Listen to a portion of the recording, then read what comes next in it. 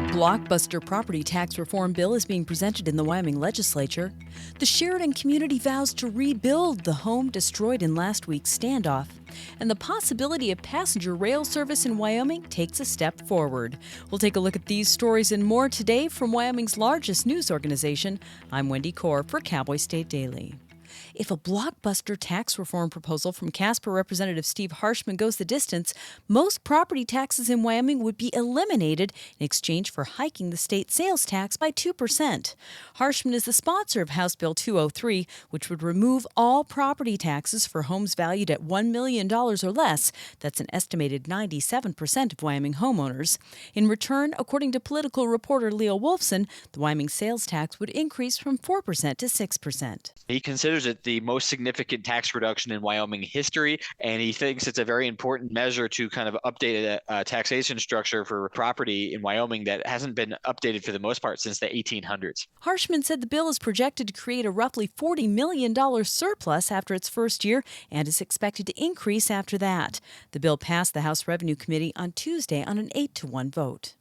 The Sheridan community has vowed to help rebuild the house, which was torn apart last week during a prolonged standoff with a man suspected of killing a police officer. Cowboy State Daily's Pat Mayo reports that at a meeting Monday night, volunteers met to plan the project to rebuild Caro Hamilton's home. Contractors all got together, huddled together, and talked about who would do what, who would run the show, how to organize it, and some putting the cart before the horse, some concerns about that because the city is supposed to be turning the house back over to Miss Hamilton Thursday. Once that happens, then the insurance claims adjusters can go in there and take their photos, see what happens, see if there's anything that's salvageable, how much it might cost, would they reimburse it. More than 70 contractors and Good Samaritans from the community, including representatives from the local Home Depot store, have said they want to volunteer time, food, and materials to rebuild the house.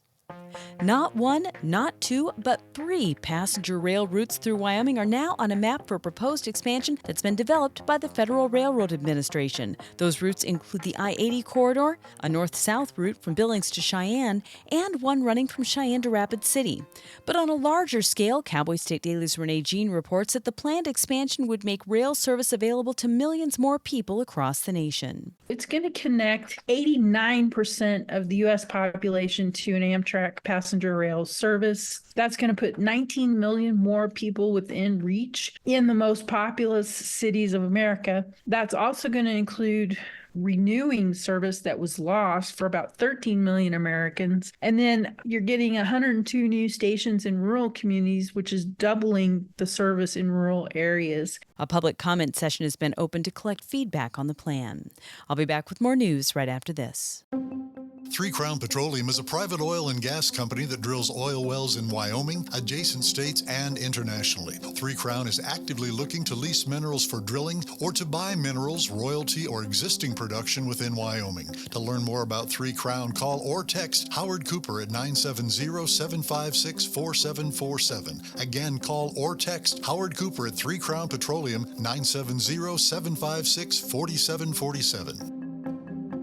A deadly shootout Thursday in Cheyenne started because one of the shooters thought a man was driving through his neighborhood suspiciously. Cowboy State Daily's Claire McFarland reports that 18-year-old Leandro Dominguez of Cheyenne is charged with attempted first-degree murder in the shooting of 32-year-old James Gully, who'd been driving around Dominguez's neighborhood Thursday afternoon. In this shootout, James Gully, the alleged victim, had reportedly shot and killed the defendant's brother. Gully is not being charged because Laramie County District Attorney Sylvia Hackle said so far the evidence indicates that he acted in self-defense. Dominguez was charged Friday with 1 count of attempted first-degree murder and 3 counts of aggravated assault.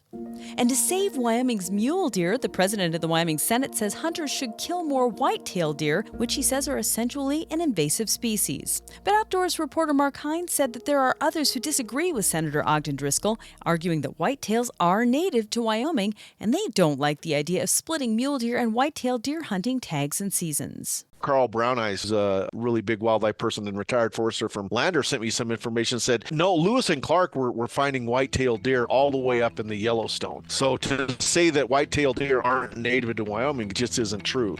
And that's today's news. Get your free digital subscription to Wyoming's only statewide newspaper by hitting the subscribe button on CowboyStateDaily.com. I'm Wendy Kaur for Cowboy State Daily.